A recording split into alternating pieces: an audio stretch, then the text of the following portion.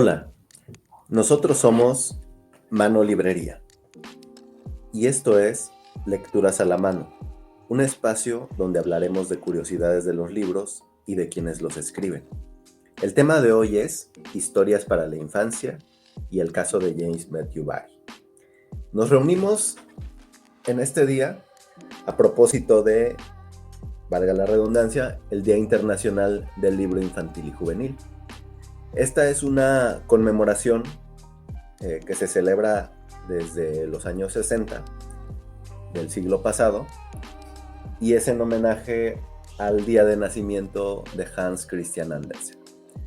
Hans Christian Andersen es uno de los autores icónicos de lo que tiempo después se conformó como literatura infantil. Al respecto, estamos aquí con Michelle Ruiz. Es una escritora guerrerense, joven, de Acapulco, y también dirige junto con un servidor La Mano de Cervantes Librería, una librería ubicada en Chilpancingo, Guerrero, y que trabaja a puerta semicerrada. Estamos a puerta cerrada, ¿no? Sí, o semicerrada porque recibimos gente de vez en cuando y tenemos una sección dedicada a los pequeños lectores. Sí, así es. Pues bueno, esto forma parte también de las actividades que hacemos dentro de la librería.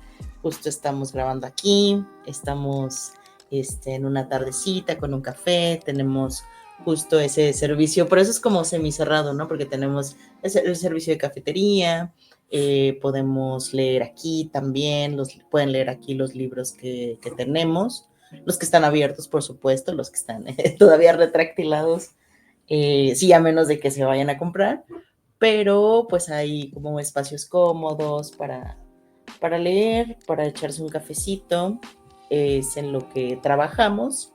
Y ahorita decidimos hablar de la sección de literatura infantil, ¿no?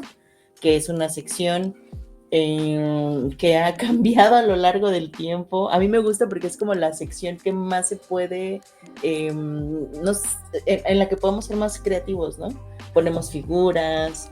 En algún momento, cuando estábamos en la Ciudad de México, pusimos un barquito e improvisamos como 3 banquitos. O sea, es una sección que me parece siempre muy divertida de acomodar y de ver y de limpiar, valga lo que... Si alguien tiene curiosidad por qué es lo que se hace en una librería, pues bueno, es atender los libros que al final siempre son lo que esperamos que lleguen a sus hogares, ¿no?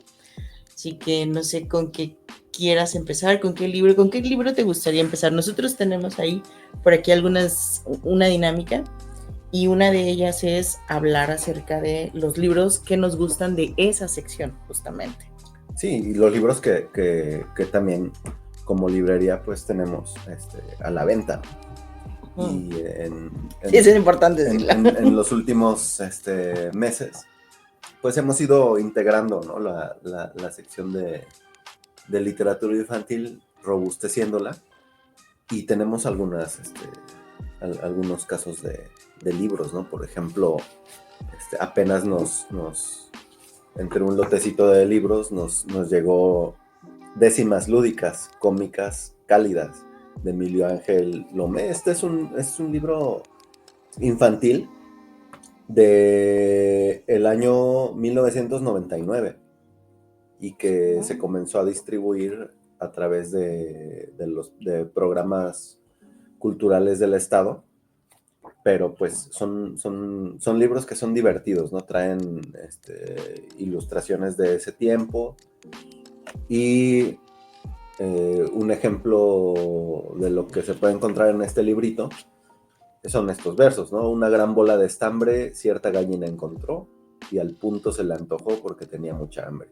Y entre brincos y calambres y armando un desplumadero, se tragó el estambre entero aquella gallina hambrienta, que maltrecha y polvorienta regresó a su gallinero. En fin, pues tenemos estos versos divertidos, ¿no? También para los pequeños lectores. Y pues cuéntanos qué otro libro tenemos, Mitch. Veo que traes varios. Sí, tenemos también. Hay un libro que me gusta mucho antes de pasar como al texto infantil que me encanta desde que lo vi, desde que por primera vez. Pero antes de eso, quiero sacar a colación, yo sé que el psicoanálisis, y bueno, hay muchas cosas ahí que se pueden preguntar, cuestionar y criticar, pero particularmente cuando yo leí Psicoanálisis de los cuentos de hadas de Bruno Bettelheim, me fascinó en ese momento. Creo que tuvo creo que también fue de mis primeros libros como de teoría que leí, entonces no sé si yo era una muchacha impresionable, pero no me parece un libro en absoluto fácil en el sentido de la profundidad del análisis que hace en relación justo con el psicoanálisis. Este teórico se inclina por hacer un análisis de las grandes obras que en algún momento salen en el siglo XVIII, y a partir de ese análisis lo que observa es que los niños, con los gustos que tienen en las historias, ¿no? Los gustos que tienen por las historias, también reflejan parte de su personalidad. Entonces, de eso va. Y podría parecer un libro hasta adivinatorio, pero no. Da un análisis simbólico muy interesante. Y pues eso me hizo recordar, porque es parte de la premisa del libro, que él dice, así como dicen algunos que infancia es destino, pues él dice, el cuento que te gusta es destino, ¿no? y bueno, me hizo recordar justo los cuentos que me gustaban cuando era niña. Y uno de ellos era Blancanieves. Entonces, sí, tiene un mensaje ahí muy relacionado con la adolescencia y la pérdida de la infancia. Pero bueno, es parte de lo que aborda este libro que tenemos aquí. Y otro de teoría que igual se relaciona con la literatura infantil es este de Juan Cervera. Menciona que es Premio Nacional de Literatura Infantil. Este está retractilado, entonces no nos hemos atrevido a abrirlo. Así que quien lo quiera, pues le enviamos fotito y lo pueda revisar. Sí, bueno, y entre los otros libros que tenemos de esta sección, pues está La historia interminable, que es un clásico de Michael Ende. La literatura infantil tiene un punto de ubicación y un vínculo con el cine, ¿no? Sí. La literatura infantil se vincula mucho con el cine, entonces a veces las personas que no son lectoras o no son muy asiduas a la lectura pueden encontrar, ¿no?, estos ecos de las lecturas que estamos mencionando aquí en las producciones cinematográficas, ¿no? Es el caso de La historia interminable, que se llevó a cabo, se llevó al cine por una película dirigida por, si no me equivoco, Wolfgang Petersen. Y me parece que es una adaptación digna hasta cierto punto. Sí, y los recursos de la época, claro, son casi magníficos, ¿no? O sea, sí. Sí, me parece, es muy bueno. Sí. Y aquí pues podríamos caer en discusiones interminables sobre qué es mejor, ¿no? La obra cinematográfica o la obra literaria, pero son distintas, ¿no? Pero no es el caso de no es el espacio. Caso.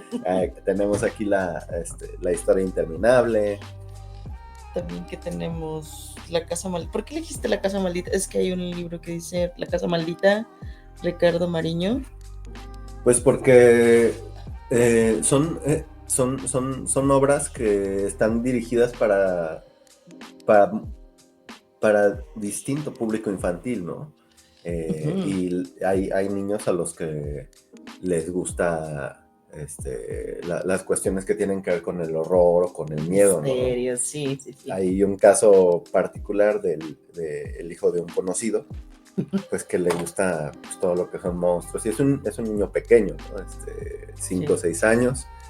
Entonces, pues son gustos también que se desarrollan desde innatos, ¿no? Sí. Desde esos años. Entonces, por eso tenemos aquí, ¿no? Tenemos La Casa Maldita, tenemos también los poemas para niños que mencionamos hace un momento. También tenemos los cuentos en verso para niños perversos. Igual, no lo acercamos, pero sí está claro, aquí. Sí, igualmente en la edición pequeña. Que tuvimos ese en alguna ocasión en una edición de gran formato, preciosísimo libro también. Sí. Es muy divertido ese libro. Y tenemos también los cuentos de Andersen, ¿no? En una edición de Olañeta, que es una editorial española muy bonita. Generalmente traen algunas ilustraciones los libros de esta editorial. Es un papel bonito. Y aquí están también los cuentos del festejado, ¿no? de Hans Christian Andersen. Que pase el cumpleañero. No, es que ya me acordé que el meme dice una grosería, entonces no puedo. Sí, pero justo Christian Andersen, platicábamos cuál es el cuento que más como nos acerca a su literatura. Y sí, sin duda, no sé si peque de un poco de seguir a los lectores en masa, pero sí me gusta La Sirenita, o sea, bueno, el cuento. El cuento es impresionante, a mí me encantó. Yo creo que la primera vez que lo leí estaba muy joven y se entiende perfecto lo que quiere decir, ¿no? Claro. O sea, no hay duda que hay narraciones donde, aunque no tengas la edad quizá, porque justo se leen en una etapa bastante joven, sabes que existe algo oculto que tienes que descubrir. Sí, me pareció eso, pues, una genialidad, ¿no? de escritor, aunque en ese momento no lo reconocí como tal. Claro, sí. Los cuentos de Andersen, pues, sobre todo en niños de otras generaciones. Ahora también, pues, son clásicos y son imperecederos. Pero muchas personas que nacimos en el siglo pasado, pues también nos formamos, ¿no? Si éramos lectores, claro, o si nos acercaban nuestros padres o nuestros familiares a la lectura, pues siempre encontramos a este tipo de autores, ¿no? Como Andersen, como Perrault, como los hermanos Grimm. Uh-huh. Entonces, sí, esto da una conformación de lo que va a ser un lector. Sí es. Y el último, ¿por qué lo elegiste? Este era tu libro el libro que elegimos cada uno para hablar, ¿no? Acerca de él. Pues sí, bueno, este es El oso que no lo era, ¿no? Es de Frank Tashlin. Y bueno, a mí esta especie de fábula, que viene también en la clave del cómic porque trae ilustraciones muy de cómic, pues cuenta la historia de un oso que llega la industria a su bosque y asientan, ¿no? La fábrica sobre la cueva en donde él estaba invernando. Y entonces, cuando sale de su temporada de reposo, pues se encuentra con que ya no hay árboles, ¿no? Ya no hay nada sino una fábrica y hombres trabajando. Y los hombres lo incluyen, ¿no? Incluyen su fuerza de trabajo. Y todo, a lo largo de toda la obra, tratan de convencerlo de que él no es un oso, ¿no? Sino un hombre flojo, tonto. Y Ay, no. Entonces, pues es una fábula que toca muchos puntos, ¿no? Que actualmente pues también son problemas, ¿no? Son problemas actuales, ¿no? Desde los problemas de índole existencial, ¿no? Las cuestiones más que problemas de índole existencial que tienen que ver con la identidad de las personas, en este caso representadas en este animal, y pues el arrasamiento, ¿no? De los lugares, de los lugares naturales, ¿no? Entonces me gusta porque tiene un lenguaje muy claro, tiene unos dibujos muy bien ejecutados, aunque muy sencillos. Entonces creo que estos componentes integrarían o nos acercarían a una noción de lo que es la literatura infantil, ¿no? Por un lado, un texto hermoso, bien hecho, y unas ilustraciones que lo acompañan. Sí, completamente. Es un libro muy bonito y con unas ilustraciones que tienen un nivel de detalle también, pues, preciso, ¿no? O sea, de verdad que es un libro bellísimo. Hablando de eso, ya empiezan los sonidos de fondo de niños también por aquí. Sí, con los niños. Y bueno, el libro que yo elegí de aquí es un libro que le tomé mucho cariño desde que llegó. No se ha ido, no sé por qué no se ha ido. Es del primer libro que hicimos historias y compartimos. El primer libro infantil, básicamente, que posteamos. Y son versos, unos sencillos versos, dice aquí en la cuarta. Lobito narra la historia de sus padres, Caperucita y el lobo. ¿Cómo fueron a terminar juntos? No lo sé, pero pasa justamente. Que se casaron con alegría, pero conforme pasó el tiempo, vieron que no podían seguir juntos. Triste pero valiente, Lobito supo que no hubo un final feliz para sus papás, pero que la suya es una historia distinta. Entonces, es un libro que toma también un tema pues muy hondo dentro de los traumas de la infancia que tenemos como generación, varias personas, que es la separación de los padres y es también la idea, la conformación de la idea de una familia, ¿no? Toca esos temas que también me parecen pues de suma importancia para pues la identidad y para poder generar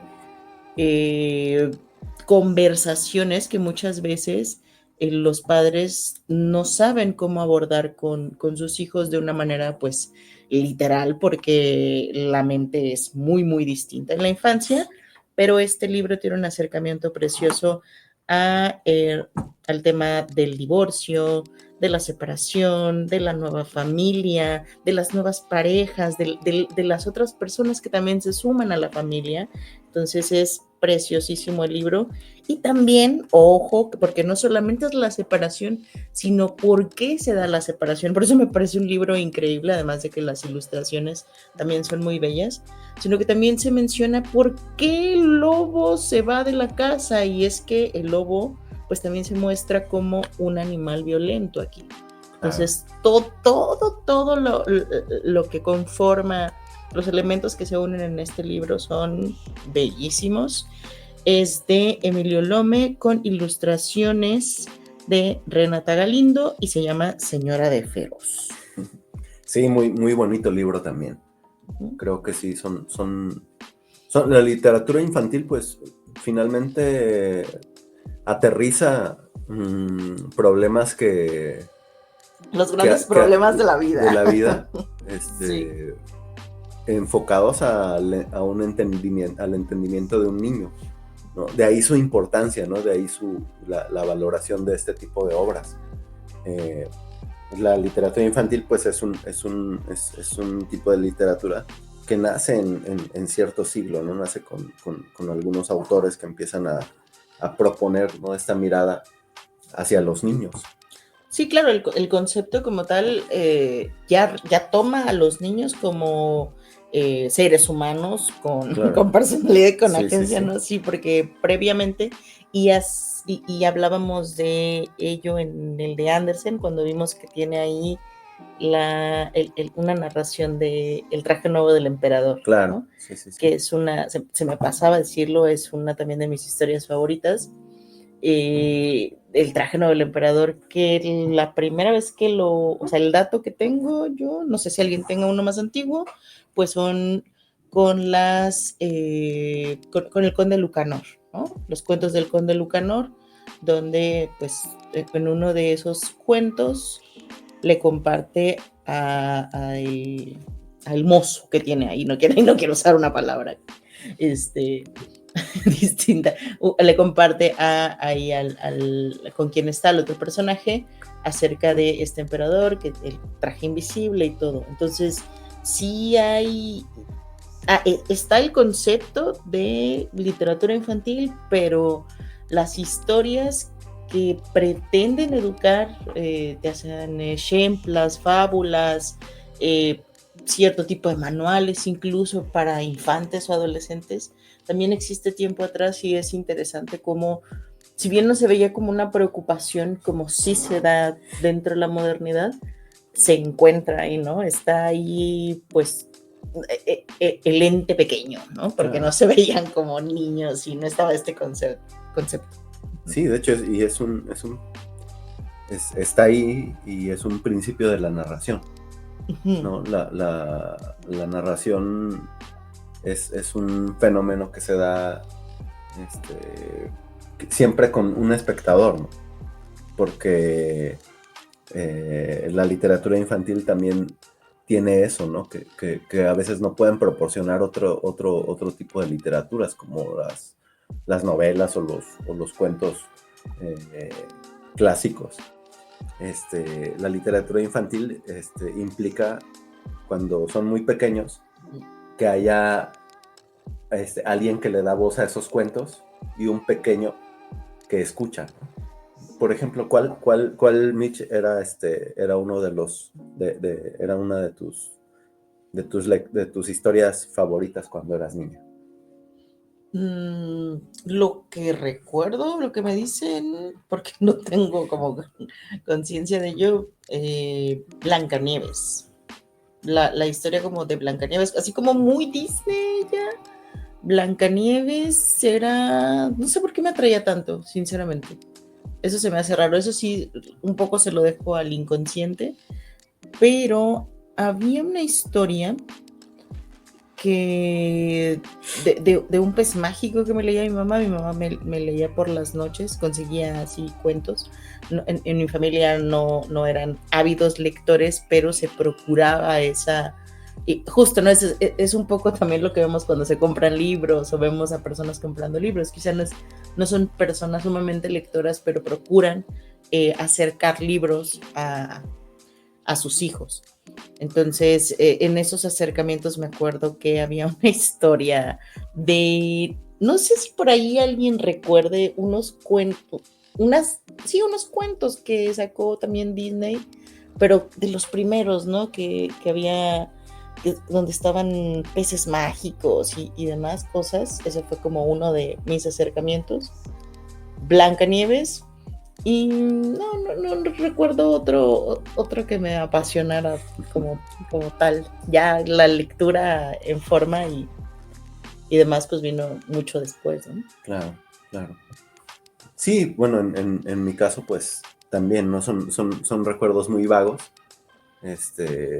Pero sí, de algún modo, pues recuerdo los cuentos clásicos, ¿no? El flautista de Hamelin, o los músicos de Bremen, que apenas vi una reproducción, ¿no? Porque me estaba acordando de ese cuento. Sí. O las mismas historias de Andersen, Pulgarcito, ¿no? Y las habichuelas mágicas. En fin, son piezas, ¿no? Que se van integrando en nuestro pasado, que las rememoramos y que también de algún modo pues nos hicieron, no nos determinaron, pero también nos hicieron pues afines a Bruno Bettelheim diría otra cosa, ¿no? a esto que es la literatura, ¿no? O sea, Sí, nos encaminaron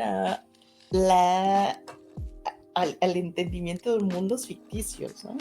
De otros mundos que no solo viven en la infancia, sino que también se pueden llevar dentro de la vida adulta. Eso está... Sí, yo creo que además, porque ya después de esas lecturas infantiles, que si bien ahora mismo las veo como tal comerciales, lecturas comerciales me refiero, sí aprecio mucho el vínculo que dejó que esas lecturas hayan estado en la infancia. Sí. Eso es lo que digo, no leía yo el flautista desde pequeña. Quizá la cosa más o menos así en forma o que le puedo llamar literario y que me asombró en algún momento, lo vi en un cuento, fue El Soldadito de Plomo. Claro, sí. Que es así como lagrimita y digo. Sí, hay que escarbar mucho en la memoria, ¿no? Claro. Para encontrar esos recuerdos. ¿no? De un padre o una madre o un familiar leyéndote.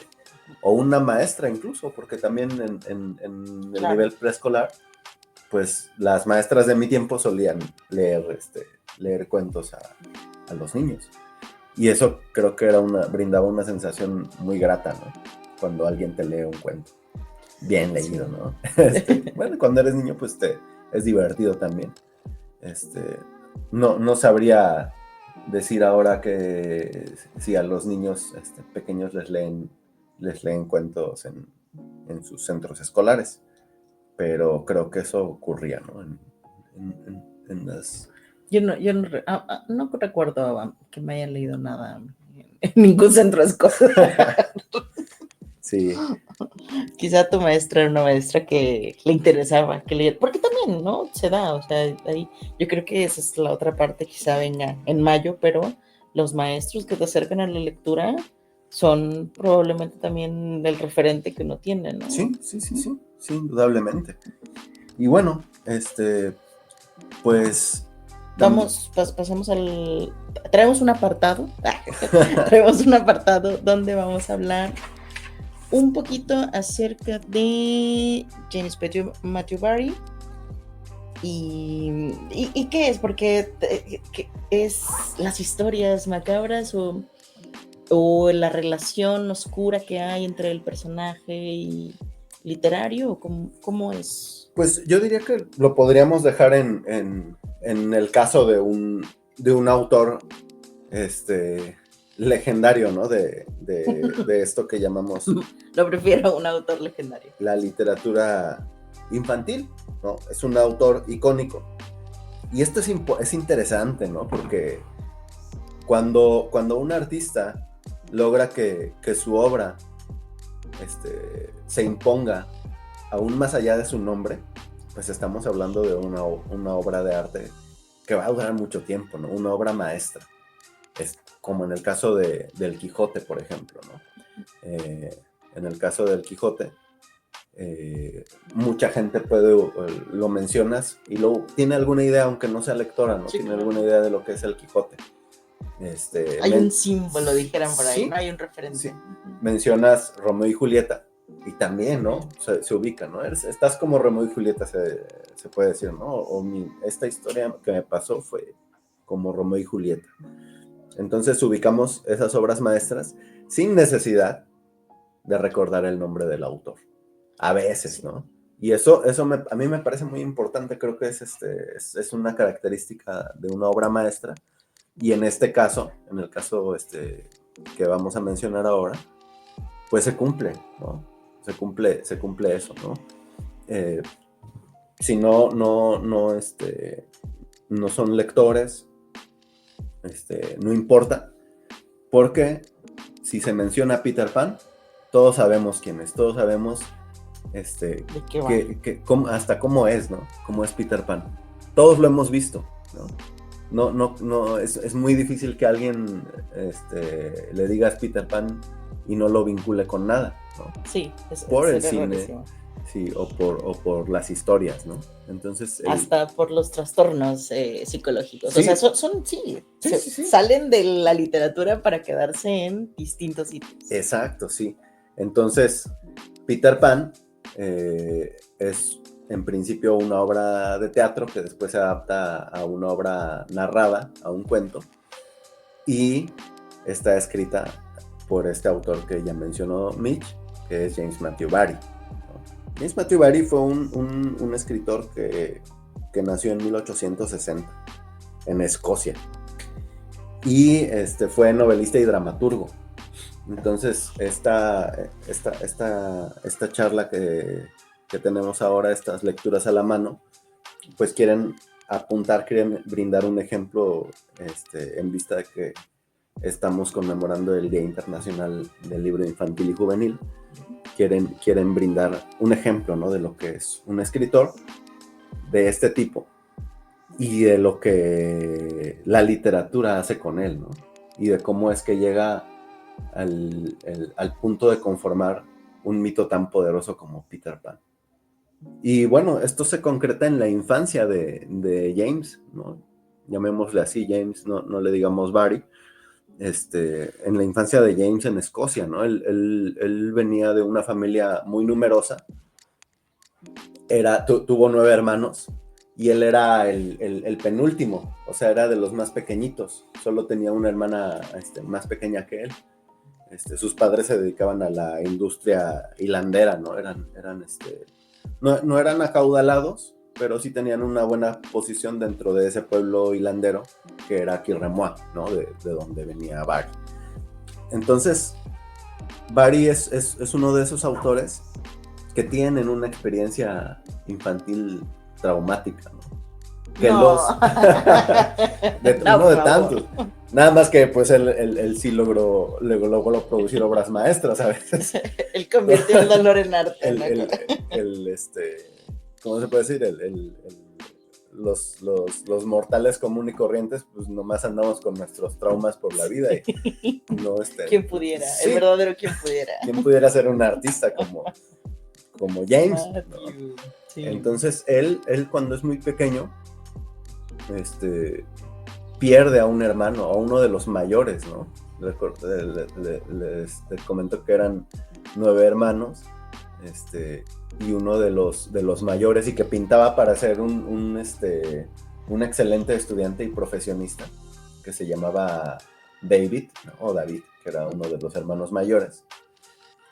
Un día patinando en las montañas heladas de Kilremois, sufre un accidente, ¿no? Otro patinador llega y lo impacta y le rompe el cuello, ¿no? Hay que agregar que este hermano, David, era la adoración de la madre de James. O sea, era el hijo que iba a brillar, ¿no? Académicamente. El consentido. El consentido, pues, ¿no? Y era no sé si era el primer varón, yo creo que sí. No, de eso no recuerdo bien. Pero sí era el consentido, ¿no? Toda la familia giraba en torno a David. Entonces, cuando David muere en este accidente, pues la madre cae en una depresión tremenda, ¿no? Y esto provoca también, pues, que deje de mirar a sus otros hijos, en especial al pequeño James, ¿no? Que anda por ahí, ¿no? Y ve que su mamá se la pasa encerrada en su cuarto, ¿no? Penando por la muerte de su hijo mayor. Y entonces él hace muchas cosas, ¿no? Para llamar la atención de su madre. Lo logra en cierta medida porque a través de los meses, su madre se vincula con él a través de la lectura de cuentos. Oh. Entonces, y es su madre, finalmente, la que en algún momento le dice: ¿por qué no cuentas, no escribes todas estas historias que cuentas? Porque James tenía esa otra característica de los grandes artistas, ¿no? Que es una imaginación desmesurada. Entonces James se la pasaba inventando historias, ¿no? Y cualquier cosa, cualquier objeto, una mesa, una silla, más bien era provocadora de que él se pusiera a imaginar una historia sobre ella, ¿no? Una mesa podría ser un barco de piratas, ¿no? El patio, ¿no? Una selva inmensa. Entonces era una imaginación desaforada la que él tenía. Y finalmente, pues esa herida, ¿no? Esa herida del abandono de su madre hacia él en cierto momento, ¿no? Cuando muere David. Por esa razón, años después, cuando él puede meditar, ¿no? En sus memorias y en sus diarios sobre lo que es la infancia para él, pues la infancia para él es el lugar dichoso antes de la muerte de David, ¿no? Donde él podía ser un niño y donde él no había desaparecido del campo emotivo y visual de la madre. y él crece con eso y añorando ese tiempo y diciendo, ¿no? A partir de cierta edad, yo no quiero crecer, ¿no? Yo quiero quedarme instalado en ese tiempo de la infancia adorable, cuando David está vivo, mi madre me quiere y me ve. Entonces ese es un momento decisivo, ¿no?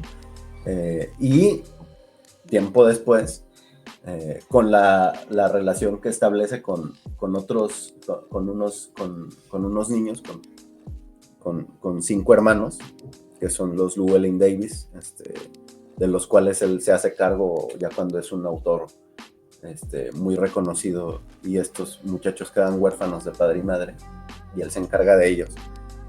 A través de la relación con estos chicos, se produce ese monstruo que es Peter Pan.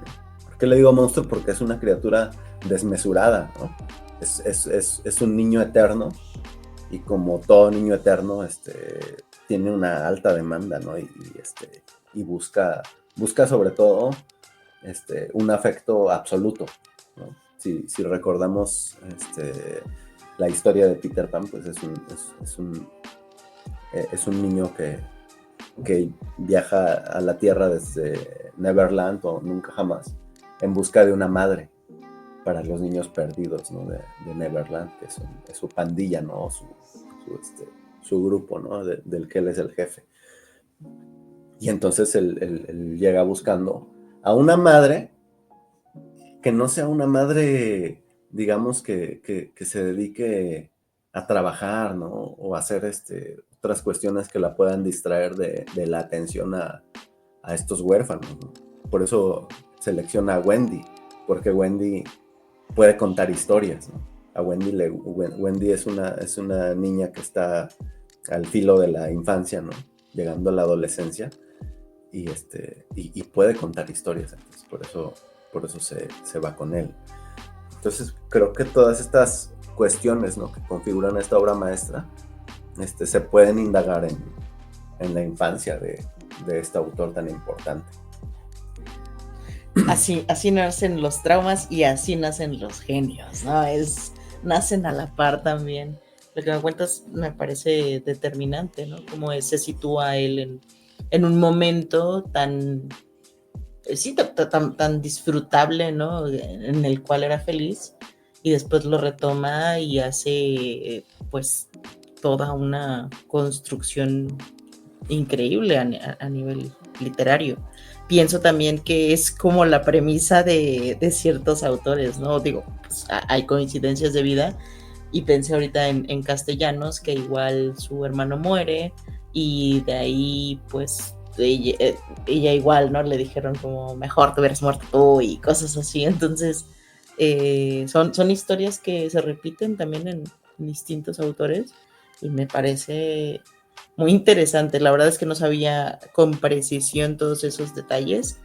Y también me gustaría que nos contaras acerca de los libros que hay a propósito de este tema, ¿no? Claro, sí, entre nuestras secciones, pues hemos reunido algunos libros sobre esta criatura mítica que es Peter Pan, empezando por el gran tótem mítico. Los del autor, ¿no? Los del propio James Matthew Barrie.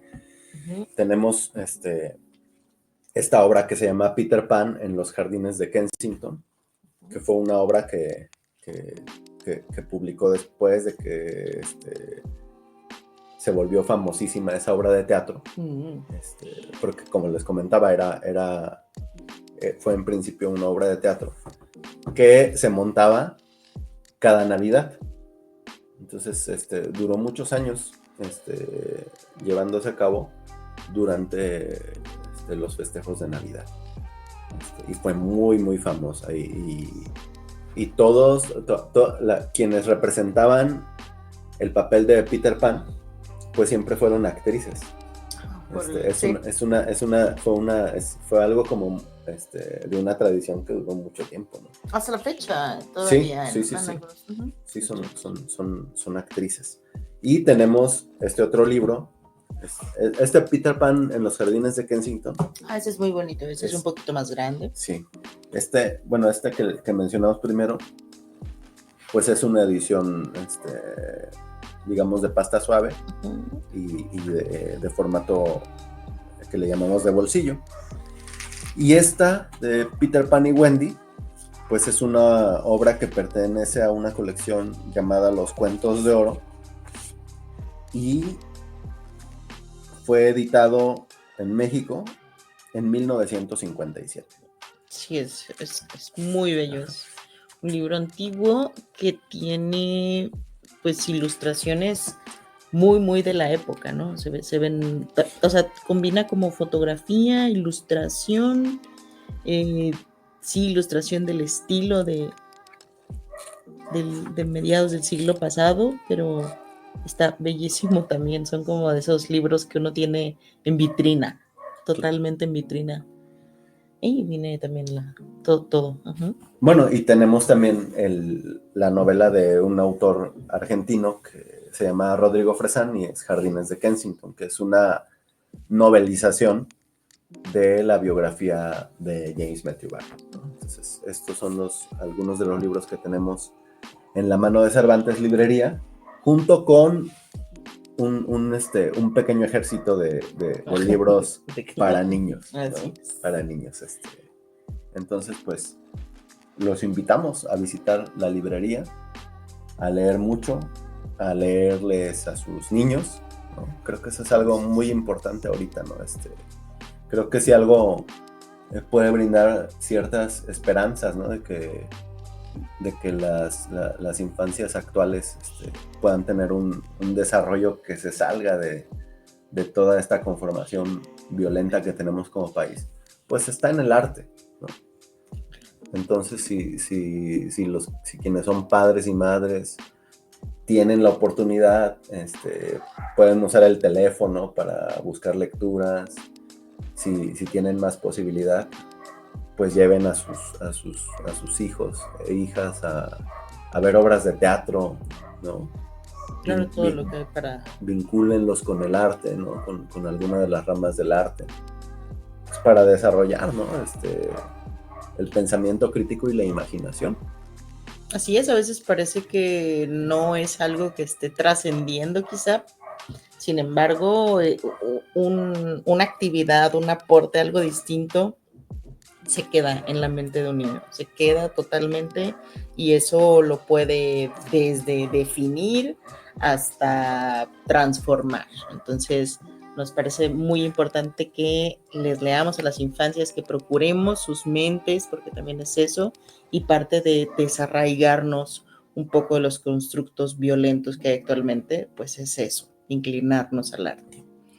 Sería todo. Les vamos a compartir nuestras redes. Recuerden que nos pueden encontrar como Mano Librería en todas nuestras redes, en la que ustedes tengan el usuario, ahí nos pueden encontrar.